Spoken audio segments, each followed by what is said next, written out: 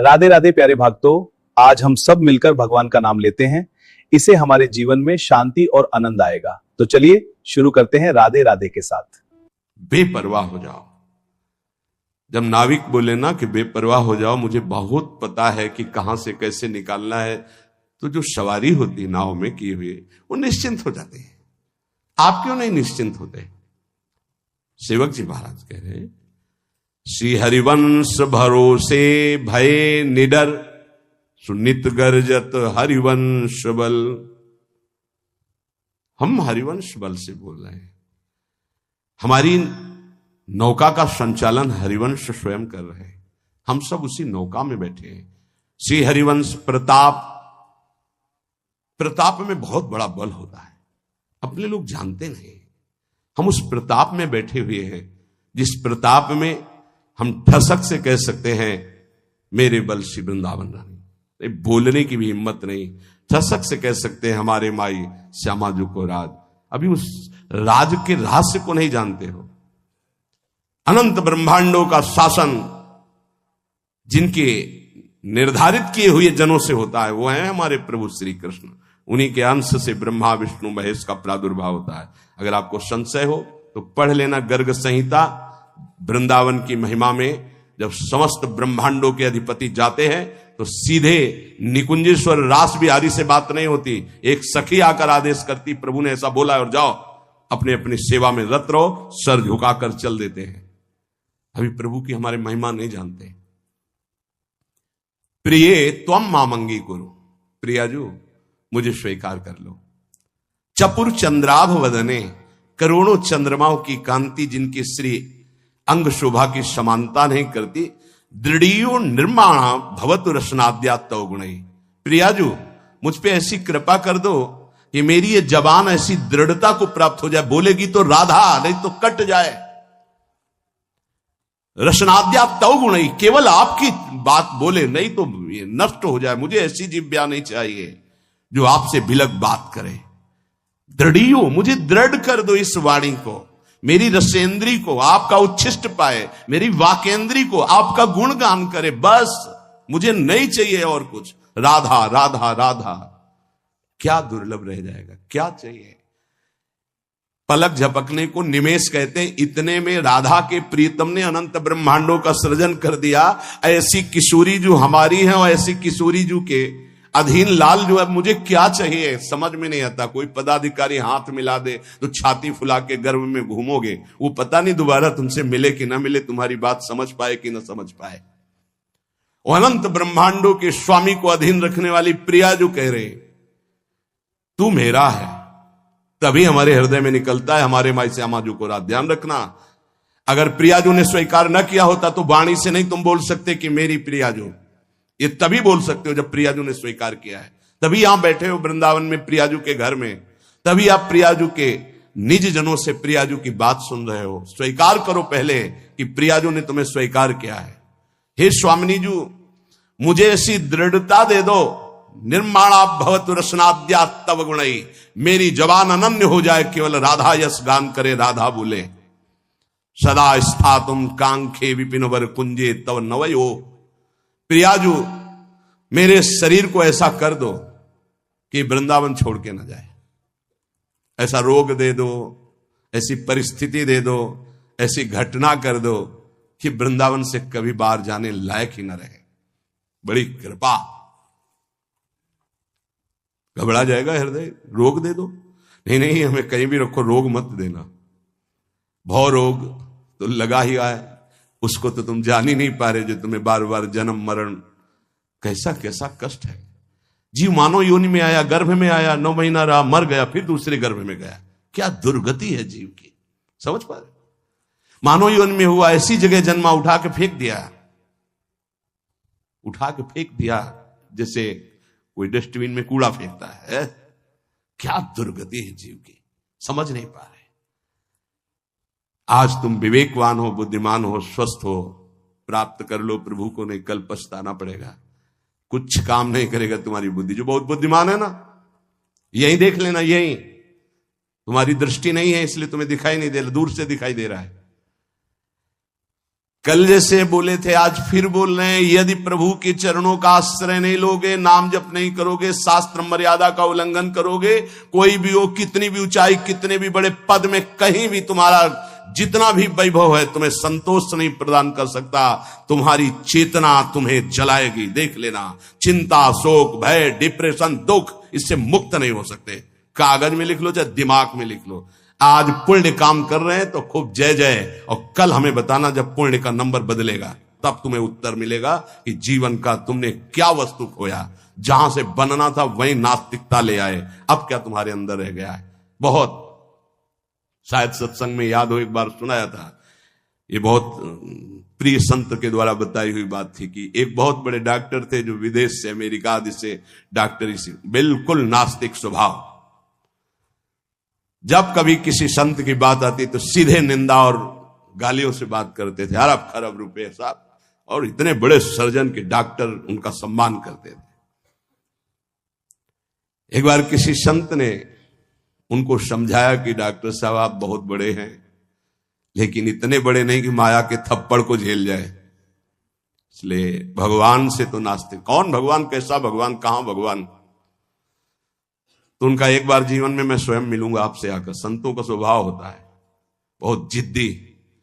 एक बार मैं आपके दर्शन करूंगा आके और आपसे यही प्रश्न करूंगा। आज मैं नोट कर लेता हूं आपका प्रश्न और उत्तर मैं उस समय दूंगा आकर के। फिर कुछ वर्ष बाद हमको वृंदावन में मिले थे, सिंहोम आश्रम के सामने परिक्रमा मार्ग में बैठे हुए थे, बड़े उच्च कोटि के महात्मा, बड़े छद्म भेषधारी, कोई जान न पावे। तब उन्होंने बताया था उनका कुछ समय बाद एक्सीडेंट हुआ, मेरुदंड 6 जगह से टूट गई। मेरुदंड, अब हालत जानते हो मेरुदंड टूटने वाले की क्या होती है। जिंदा मरा हुआ आदमी, मरा हुआ तो ठीक है, लेकिन जिंदा मरा हुआ आदमी, जब उनको ये पता चले वो गए अस्पताल में। डॉक्टर साहब पहचाना, रो पड़े, धीरे से बोले बचा लो। तो कहा अब तो गुंजाइश नहीं है, अब तो अकर्म लागू हो गया, अपना दंड देने में अब नहीं हो सकता। अब एक बात कहूं, अंतिम बना लो अगर तो नाम जपना। बोले बोल दो, कुछ भी नाम बोल दो, कुछ भी बता दो।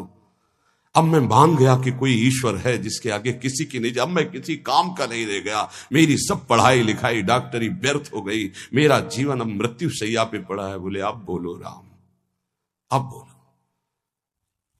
हमें लगता है उन डॉक्टर के ऊपर बहुत कृपा पहले से ही हो गई थी, तो ये परिस्थिति आई और अंतिम बन गया।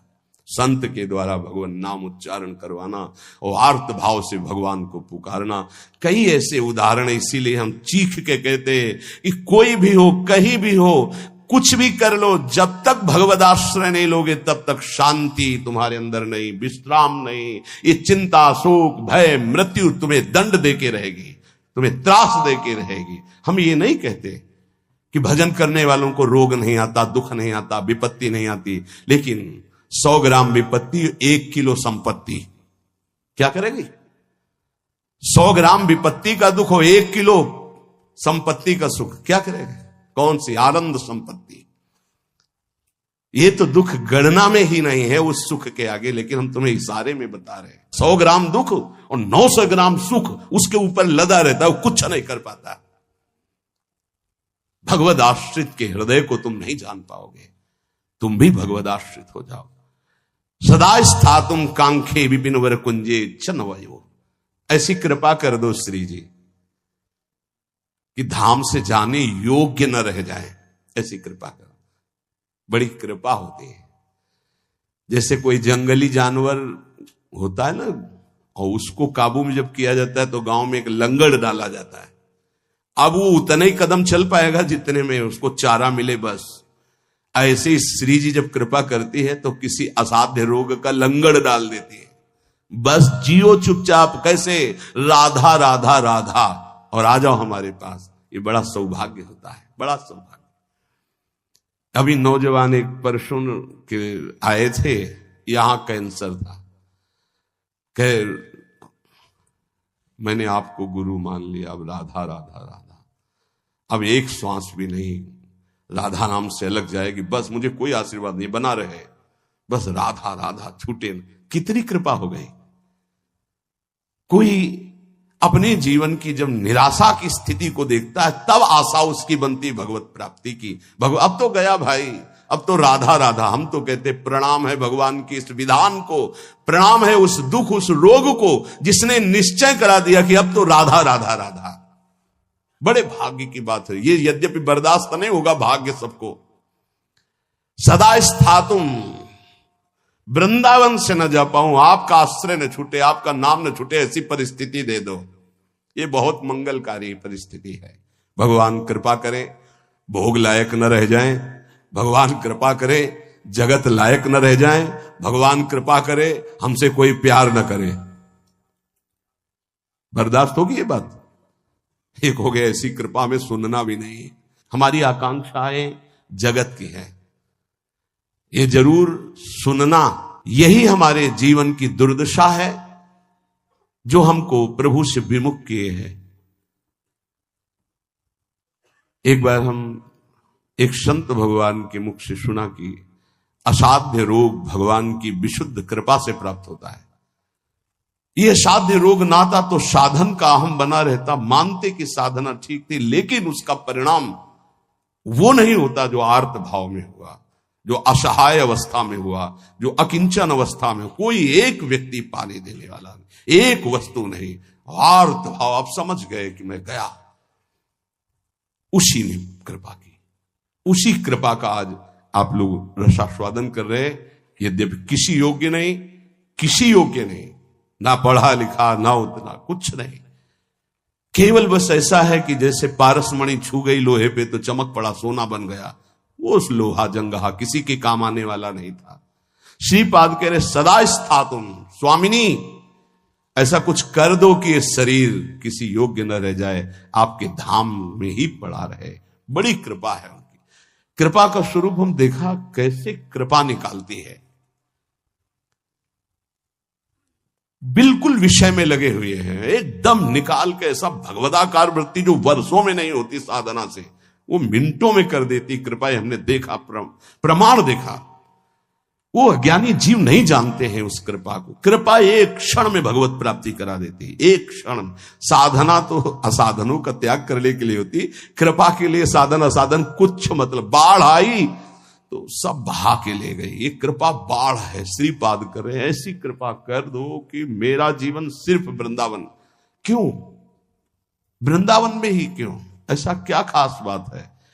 केवल भगवत प्रेम प्राप्ति वृंदावन से हो सकती है। मोक्ष प्राप्ति तो काशी में भी हो जाएगी। प्रेम प्राप्ति ये वृंदावनेश्वरी। ये हम अपने छाती की बात कहते हैं, अगर तुम समझ पाओ। हमसे पूछो प्रमाण, तो हम इसीलिए छाती शब्द बोला है। यहां जब शरीर छूटता है तो वृंदा सखी, जैसे अभी इशारा हुआ था ना, इसमें निदेशात संप्राप्तो वर युवत युग्मम प्रिवहु। दो सखियों को आदेश किया, सब सखियों को बुला और पुष्पांजलि अर्पित करो। इशारा हुआ वृंदा सखी का, लताओं को इशारा हुआ, झंकृत। ऐसे ही यहां वृंदा सखी इशारा करती है। ये जीव हमारे तत्काल सहचर्या आती है। और जिसने जीवन भर राधा राधा पुकारा है, यहां शरीर छूटता है तो स्वयं श्री जी आती है। ये हम छाती की बात कह रहा हूं, स्वयं श्री जी आती है। क्योंकि कुछ बातें ऐसी होती है जिनकी सामर्थ्य नहीं जबान से कह सकूं, वो छाती में छुपी ही रहती है। इसलिए तुम्हें बात बता रहा हूं। यदि आप किसी योग्य ना होना और आपको लगे कि मुझे भगवत प्राप्ति करनी है, तो धाम आके पड़े रहना, भगवत प्राप्ति पक्का। पड़े रहना धाम में। जब आपको लगे कि मेरी क्षमता खत्म हो चुकी है, अब मैं किसी काम का नहीं रहा, भगवत प्राप्ति का कोई संभावना भी नहीं मेरे अंदर, तो यहां पड़े रहना, भगवत प्राप्ति हो जाएगी। श्रीपाद करे सुखम पश्ये क्रीड़ाम। अगर आपने ये ऊपर वाला नियम ले लिया, प्रिय त्वाम मामंगी कुरु, प्रिया जो मुझे अंगीकार कर लो, शरणागति प्रदान कर दो मुझे, मैं आपकी शरण में हूं। बहुत कृपालु लाडली है। बहुत प्रतिकूलता कृपा से मिलती है, बहुत प्रतिकूलता। श्री सुधाने जी के बार बार श्लोक, कब ऐसा होगा, कब ऐसा होगा, गायन करके एकदम शिथिलता हुई। तुम मां मंगी को, मुझे स्वीकार करो, प्रिय अर्जुन स्वीकार। वो शाम जीवन की, वो शांति जो भगवान कृपा करके हर साधक को प्राप्त हो, हर साधक को, हर जिज्ञासु को, हर प्रेमी को ऐसी शाम प्राप्त हो जिस शाम में विश्राम मिल जाए। हे तू मेरा, मेरे लिए ही तो साधना होती है। मैं जब कह रही हूं तू मेरा, फिर तेरे को क्या चिंता। अब जैसे कोई युवराज पद पर अभिषिक्त हो जाए तो उसे कोई संशय थोड़ी रहता है। ऐसे ही हर समय आनंद मस्ती रहती, भयंकर पीड़ा की स्थिति में भी मन नाचता रहता है, केवल एक बात के लिए कि मेरी स्वामिनी ने मुझे स्वीकार कर लिया। इसीलिए मन से, प्राणों से, रोम रोम से केवल एक बात है, राधा राधा राधा। ये हम किसी पक्षपात की बात नहीं कह रहे, आप मान लीजिए, फिर आप देख लीजिएगा, आप मान लीजिए। बहुत बड़ी बात कह रहा हूं बार बार हृदय से। हमारी स्वामिनी का ऐसा स्वभाव, ऐसा प्रभाव अद्वितीय है, ना ऐसा सुना, ना देखा, ना अनुभव किया। सुखम पश्ये क्रीड़ाम प्रणय रस युक्ताम ही युवयो। मैं सुख पूर्वक इस वृंदावन की भूमि में पड़ा पड़ा प्रेम दृष्टि से अपने युगल सरकार की लीला को देखता रहूंगा। गुरु कृपा ही केवलम, गुरुदेव की कृपा से ही ये निष्ठा प्राप्त होती है कि वृंदावन वृंदावन, प्राण वृंदावन, जीवन वृंदावन, सर्वस्व वृंदावन। एक दिन बैठे बैठे हृदय से स्फुरित हुआ था, जो एक दो बार गाया है। ये हृदय की पूरी मनन की हुई बात आपको, जो एक दो बार पद गा करके सबको सुना, ये हृदय से केवल है।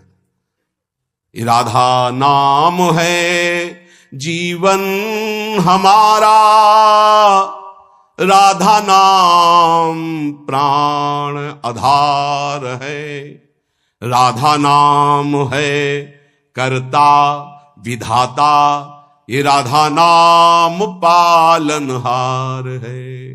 राधा नाम सबका पूज्य है, राधा नाम का पूजन करे, राधा नाम के ही ध्यान से हम शुद्ध अपना मन करें।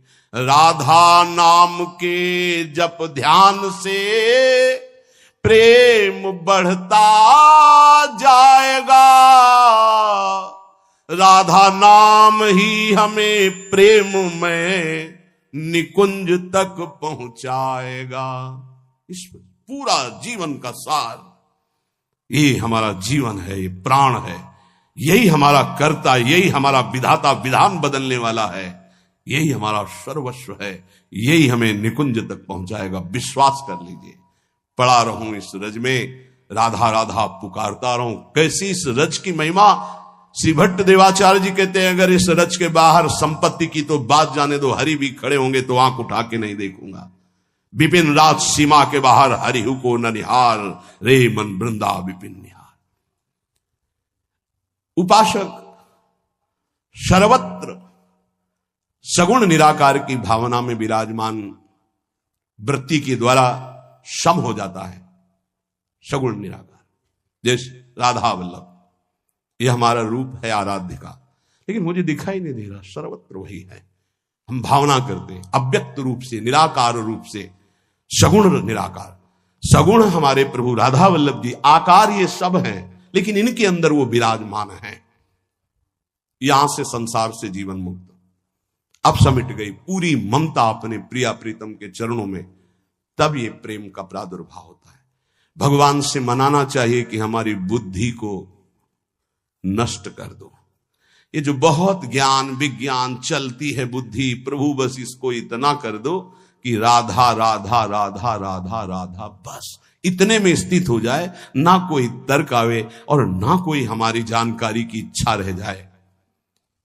उपासक के अंदर प्रश्न की धरा ही नहीं होनी चाहिए। जो हमको मिला इसके आगे हमको जानना ही नहीं चाहते, उससे सब कुछ प्रकट हो जाएगा। सच्ची मानिए, जीवन में कभी किसी से प्रश्न नहीं हुआ, कभी किसी से, गुरुदेव के सिवा, वो भी उपासना संबंध से। वैसे गुरु कृपा से सब प्रश्नों का समाधान होता है, वो मिलान के लिए। वेदांत कहता सर्वम खलमिदम ब्रह्म, तो प्रेम उपासना क्या कहती है? तो बोले सर्वान वस्तुतया निरीक्ष परम स्वाराध्य बुद्धिर्मम। तो ठीक है, हम इतनी जगह दर्शन करने जाते हैं, सब जगह प्रभु के अलग अलग नाम हैं, रूप वही वंशीधारी हैं, फिर मना क्यों किया जाता है? नहीं, कोई मना नहीं है। तो फिर हम वहां भावना क्या करें? हमारे राधा वल्लभ लाल जब इस कुंज में गए तो ये नाम पड़ गया, इस कुंज में गए, बस जो प्रश्न हमको उपासना संबंधी, बस अपने उपास्य देव में किसी भी तरह का तर्क कभी उपस्थित नहीं हुआ। उपास्य देव की उपासना को पुष्ट करने का प्रश्न, उपासक के अंदर कोई प्रश्न नहीं रहना चाहिए। जो मंत्र और नाम मिला है समस्त समाधानों का समाधान है। अनन्य ममता विष्णुर प्रेम संगीता, हमारी जो अनन्यता है वो पहले व्यापक तत्व में हो जाए, समाधान तभी प्राप्त होगा। ध्यान रखना, एक भी सृष्टि में कोई भी अगर हमारे प्रभु से अलग हमारी दृष्टि और व्यवहार में रहेगा तो भगवत प्राप्ति में बाधा रहेगी। इतना बड़ा खेल है। अनन्य ममता विष्णुर, विष्णु माने व्यापक, जो हम आराध्य देव का नाम स्वीकार किया गुरु प्रताप से, राधा वल्लभ लाल, वो राधा वल्लभ लाल विष्णु माने व्यापक। अनन्य ममता, हमारी ममता राधा वल्लभ लाल जी के चरणों में, और वो व्यापक, सब में वो व्यापक है। प्रेम संगीता, इसी से प्रेम का स्फुरण होगा, पहले सब में बराबर। हरिवंश नाम लीजिए अजात शत्रु सदा। देखो भला ऐसा है? ऐसा नहीं, इसीलिए नाम जपने पर भी नाम का रंग नहीं आ पा रहा, क्योंकि इससे नामापराध बन जाता है। किसी भी देवता की निंदा करना, भगवान शिव हरि में भेद रखना, संत वैष्णव गुरुदेव की निंदा करना, वेद के शास्त्रों के गुरु उपदेश के प्रतिकूल चलना, ना सुनने वाले को भी, ना चाहने वाले को भी, अश्रद्धालु को भी उपदेश करना, कई ऐसे नाम अपराध है। नाम को अर्थवाद मानना कि अरे ये तो केवल रोचकता बढ़ाने के लिए कहते हैं, ऐसा नाम का फल नहीं है। इन सब बातों से नाम जपने पर अरुचि हो जाती है, और नाम जपने पर भी नाम का फल प्रकाशित नहीं होता। अगर हम इसी जन्म में बहुत जल्दी लाभ प्राप्त करना चाहते हैं तो किसी से भी न राग न द्वेष। अनन्य ममता विष्णुर, जो व्यापक तत्व है। दो प्रकार की उपासना करनी ही होती है हर उपासक को। एक होती है सीमा के अंतर्गत और एक होती असीम। ये दोनों उपासना की पद्धतियां स्वीकार करनी पड़ेगी। सीमा के अंतर्गत सिर्फ राधा वल्लभ लाल, असीम सर्वत्र राधा वल्लभ लाल। यो वृंदावन सीमनी कश्चन घनाश्चर्य किशोरी मणेश, ये सीमा के अंतर्गत। असीम सर्वान वस्तुतया निरीक्ष। दोनों पद्धतियां स्वीकार करनी ही पड़ती है। पहली पद्धति में समता और दूसरी पद्धति में ममता। समता करके विस्मृत, ममता करके आसक्त, ये प्रेम संग, प्रेम का प्रादुर्भाव। समझ पा रहे? अगर एक भी वस्तु व्यक्ति स्थान से कहीं भी नफरत है, द्वेष है, शत्रुता है, तो जब तक उसको नहीं मिटाओगे भगवत प्राप्त नहीं हो पाओगे। कहीं भी द्वेष नहीं था। केवल रंगनाथ जी के मंदिर के जो सेठ जी थे उनसे जरा सा द्वेष पूर्व का था लाला बाबू को, तो श्री कृष्णदास जी ने उनको विरक्त वेश नहीं दिया। और जिस दिन वो उनके सामने भिक्षावृत्ति के लिए खड़े हो गए और द्वेष खत्म हुआ, हृदय से लगाए और गए, तो रास्ते में मिल गए कि लाला बाबू आज तुम्हें हम विरक्त वेश देंगे। अर्थात हमारे गुरुदेव, हमारे इष्ट तभी प्रसन्न होते पूरी सृष्टि में किसी एक से भी वैर न रह जाए। अनन्य ममता विष्णुर ममता प्रेम संगीता भक्ति रित्युच्यते भीष्म प्रह्लादोद्धव नारदई। श्री भक्ति के आचार्य देवर्षि नारद जी, भगवान श्री कृष्ण के परम मित्र, गोपियों के परम भक्त उद्धव जी, प्रह्लाद जी भक्तों में सर्वश्रेष्ठ, महामहिम श्री भीष्म जी, इन बड़े बड़े महापुरुषों का मत है कि इसी भक्ति से प्रेम का प्रादुर्भाव होता है। क्या? सब में विष्णुर व्यापक प्रभु हमारे, व्यवहार आपका ऐसा सम, और ममता अनन्य भाव से जो गुरुदेव प्रदत्त आराध्य देव का रूप है उसके सिवा नहीं।